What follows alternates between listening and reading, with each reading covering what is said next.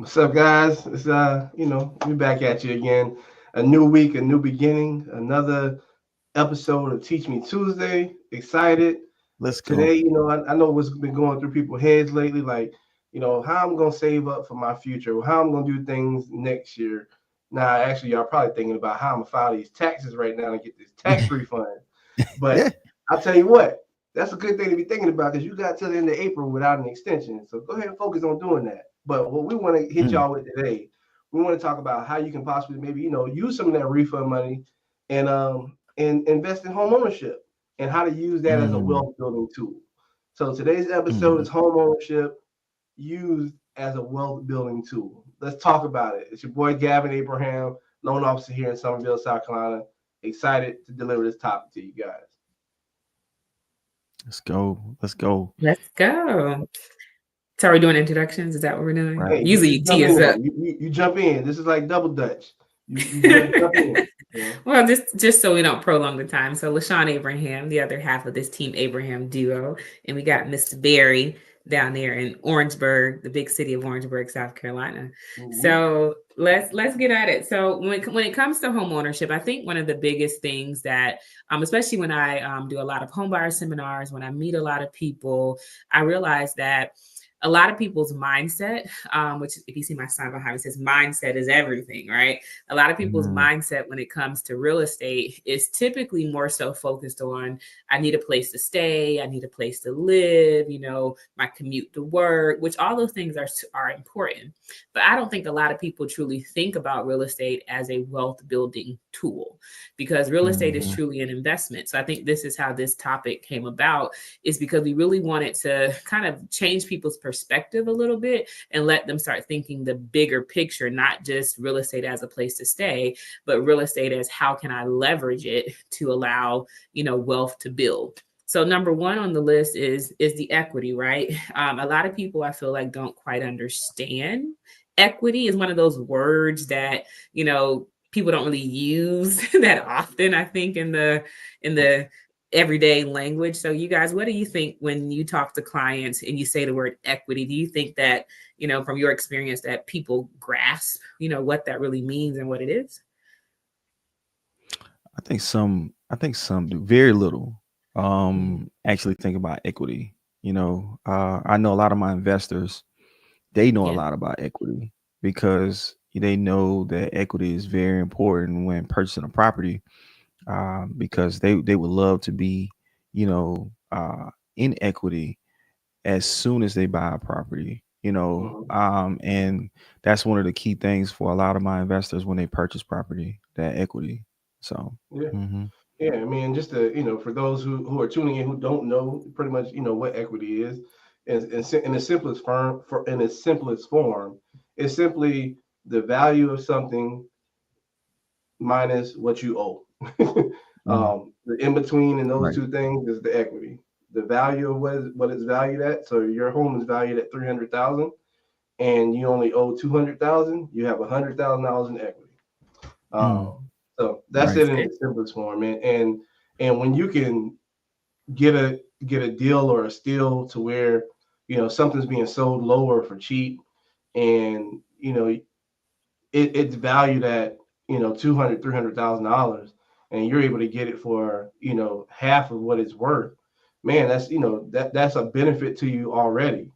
Right. You already have X amount of dollars in equity. But the good thing about it is the risk tolerance of dealing with real estate is that in most cases, in a stable market, and even in a unstable market, the equity of the value of your home is going to increase, somewhere anywhere between 3 to 8% annually. That's just kind of the steady flow of what we've experienced, and how we are where we are today. Um, Now, are some years going to be on that lower end? Yes, or some years may even stay the same. Your home may be valued at the same thing it was this time last year. But very far and few between do you lose equity, do you lose value in your home, unless there's some kind of unforeseen dire circumstance out there as far as like a housing crash, a bubble, whatever it may be. But as far as the value of your property and having that equity, you paying your monthly mortgage payment, because that's what helps you build that equity as well, on top of what your property is going to just appreciate over time. That helps build that equity. Yeah. So, question to you, Wilmot. So, as long as you've Mhm. been in the business now, you've been in business for what? How long? 6 years. 6 years now. 6 years. In that 6 year time period, do you typically seen, I guess, on a trend that most people's home values like decrease over time, or do you generally see they typically go up throughout the time? Man, I have seen since I've been in the business for 6 years, I have seen a steady, increase in value in properties. I mean, actually, I got in right before COVID, so I say steady. It was a spike Right. during COVID where it just shot up. Home values shot up, and then that increased the equity that people had in their homes. And why is that important? Let's talk about that. That Mhm. especially when someone purchases a home and it has equity, the turnaround time you could sell that property is even quicker, because if you buy a property at value right now, you usually got to wait until it appreciates before you can possibly sell it. Rule of thumb, 3 to 5 years, rule of thumb, for appreciation to go high enough so that, hey, you can sell it with a profit, pay all your fees and things of that nature. Mhm. But when you buy it at a great value and you have a ton of equity there, I mean, if whatever you wanted to do with it, as far as like fixing it up, flipping it, and selling Mhm. it for top dollar, that's where the equity comes in, and it's a game changer for a lot of people. So Yeah. So, I mean, do you know? And I don't mean to put you on the spot, but do you know what kind of contributes to, I guess, the appreciation of real estate? oh man, it's a couple factors here. Here go econ. This is econ. Supply demand. Supply demand. Also, let's talk about like development of an area. Okay. As development comes into an area, big companies come in. They gotta have places for their employees, their new employees to stay. So they need housing, so the market is going to demand more housing, so values start to increase because of demand for housing. So like there's some that's one way. I know a lot of people, I mean, when it comes to, let's say, some people may say force an appreciation by actually putting in upgrades into the property so that the property increases in value, and then that builds your equity as well. So Yeah. it's a lot of different factors that could cause your equity to grow. But then just you living in a home, paying your mortgage, like Gavin said, on time every month, it's like an automatic, equity building. Every time you pay your mortgage, part of it Mhm. is taxes, part of it is insurance, part of it is going towards principal, and part of it is Mhm. interest. So yeah. Yeah, I mean that's so true. I mean, we've all know that here on this call. I mean, on this episode Hmm. here, because like when we bought our very first home back in 2011, I mean, we Hmm. did nothing to that house. We bought it on a short sale. Um, Mm. we got it at the time for that's when the market was very good. It was like 120 something Wow. thousand for a 3 bedroom, 2 bath. The house was only 2 years old. All we did was stay in that house. We didn't upgrade Wow. anything. We didn't change the carpet. We just sold it 5 years later and made a very good profit off of it by just living there. And so I Wow. think one of the other great benefits of just real estate as a mortgage, I mean, as a wealth building tool, is the simple fact that when you're paying that mortgage payment every month, you are really kind of creating like this forced savings account, right? Because as you Right. kind of broke out in a mortgage payment, you have your principal, you have the interest, you have your property taxes, insurance, and so forth. And so every time that you put money towards that principal, you're putting money towards that principal. It's pretty much building your equity savings account. It's just building, building, building. And so one of the Absolutely. benefits, the key benefits of home ownership versus renting, when you go to pay that rent check every month, is it's not building anything. It's just going to that landlord, going to that property manager, and it's just building their profits, whatever they have to pay. But you get none of that money back. But whenever you go to sell that property, whenever you go to borrow against that property, you kind of have this forced savings account there that will allow you to leverage that money to buy other real estate, to pay off debt, to do all sorts of things that you may have not even thought that you are known to think that you could do with that money. Absolutely. Absolutely. I love the fact that when you own a property, like you said, it's going into like this savings, right, into the property, but then also you're investing at the same time. I believe, when you make any improvements to your house, or make sure that, hey, it has a good roof on, a good AC unit, you change the flooring in certain areas, or change the countertops. You're investing at the same time. You're investing and saving, so you're doing double duty when you are a homeowner. So Yeah, yeah. yeah. And then to add to that, just to also, continue on with the conversation, like I think of it from the aspect of like how you can leverage that equity into other investments, and then other parts of your life.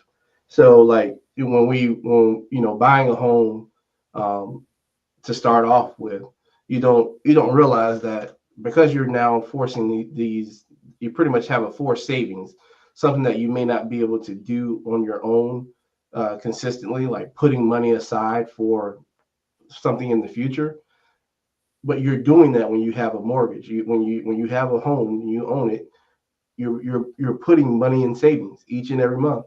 So Mm, 10, 20 years down the line, when you're after you have a family or whatever, kids need to go to college, or you need to buy a kid their first car, whatever it may be, the opportunity that you now have created for yourself, you get to pull that money from the equity that you built. Like, so you can right. you can get a home equity line of credit, or you can do a home equity loan Right. against your own property, the money that you have stashed in this home, in the value of this home. Mhm. You get to pull that out Mhm. and you get to plug it to wherever you want to plug it at, whether it's to buy another investment property to help make you more money, or to help put that first down payment on your kid's first home, or just however you seem and deem it fit, or to take that dream vacation that you want to take, or buy that top of the line SUV, or pickup truck, whatever it may be.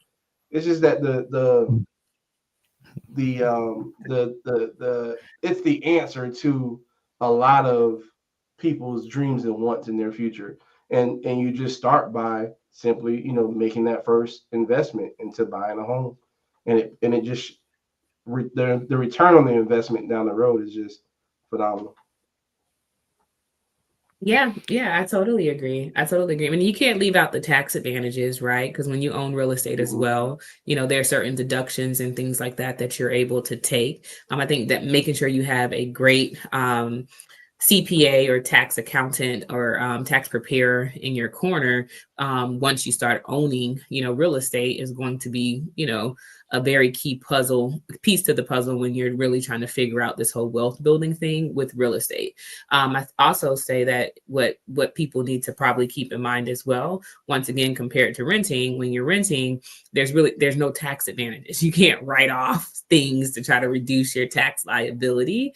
And I think the more that you educate yourself and the more knowledgeable you become in these spaces, it allows for opportunities to really leverage the real estate and Yeah. leverage that money. Yeah. And I'm gonna piggyback on what you said. On the tax benefits, one of the strategies I see some of my investors use is the 1031 exchange. Oh yeah. Is and just to kind of give you an idea what that is. Let's say you sell a property. You have a certain time frame where you can find another property that is similar to that property, and take those profits that you made and put it into another property without paying capital gains tax. Okay, Mm. so that's something, on a more advanced level. I'm seeing some of my top investors do the 1031 exchange into another property to create and build more wealth that way, and it be a tax shelter for their capital gains that they might have made on the property. So That's right. You got Hey to know how to man, play the that's game, good man. stuff. You got to take advantage of the tax laws. But yeah, then I man. think lastly, to help us wrap up, talking about the stability and generational wealth that it, investing in home ownership, brings. Um, Unlike how, just like we talk about when how supply and demand, a lot of people want to live in certain areas, right? As things get built up, or there's less and less properties available to those who want to live in the on the ocean, have waterfront property, or want to live in the heart and beaten city of New York City. They want to live downtown. Well, unfortunately, there's not any new development. It's at its max. So all it's going to do is continue to raise up demand for people who want to live in these areas. So unlike renting, of course, as the demand is high, guess what? Rent prices are going to keep going up because I have somebody else who is willing to pay a few dollars more to live in my space than who's living there last year.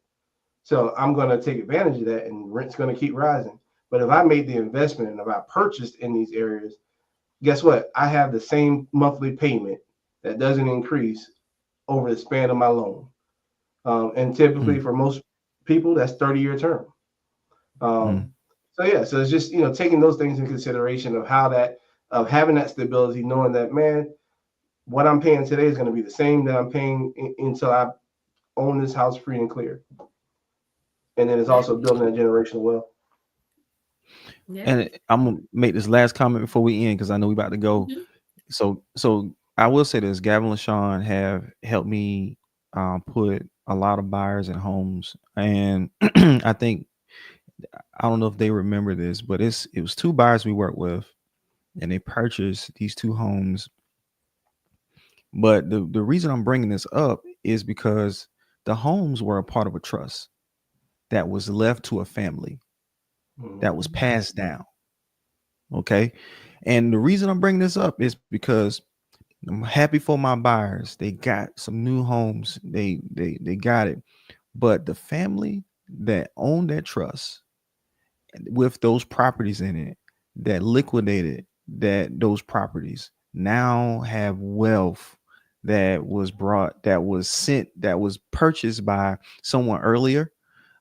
They decided to start investing in real estate, buying properties, put them in a trust, and they were able to pass that down to their kids, and now their kids were able to divide all of the real estate and sell the real estate, and now they have a nice big, uh fund of Mhm. of funds that they can now, divide amongst themselves. And I say that to say this, guys, don't just do it for you, do it for maybe your next generation and your Right. next generation, and you can pass that down through real estate. And it would definitely, I'm pretty sure your kids would be happy that you started investing in real estate.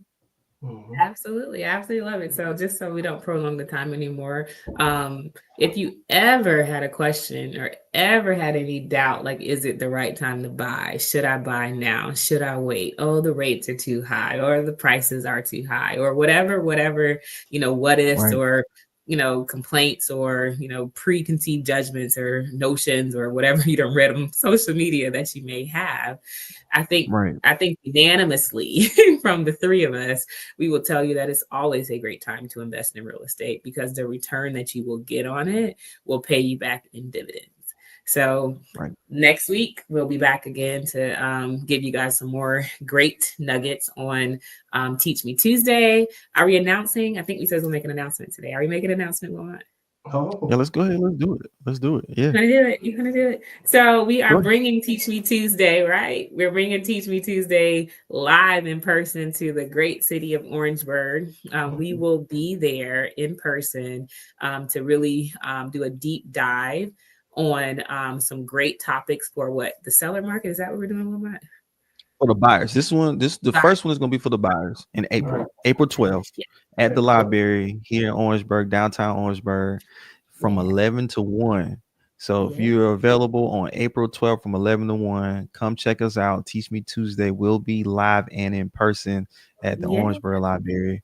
More information is to come. We look forward to seeing you there. Yes. All right, guys. Have a great rest of your day. Enjoy the rest of the week. The sun is out. It's daylight saving. Oh, man. Labor days. Thank the Lord for the sun. Catch you guys next week.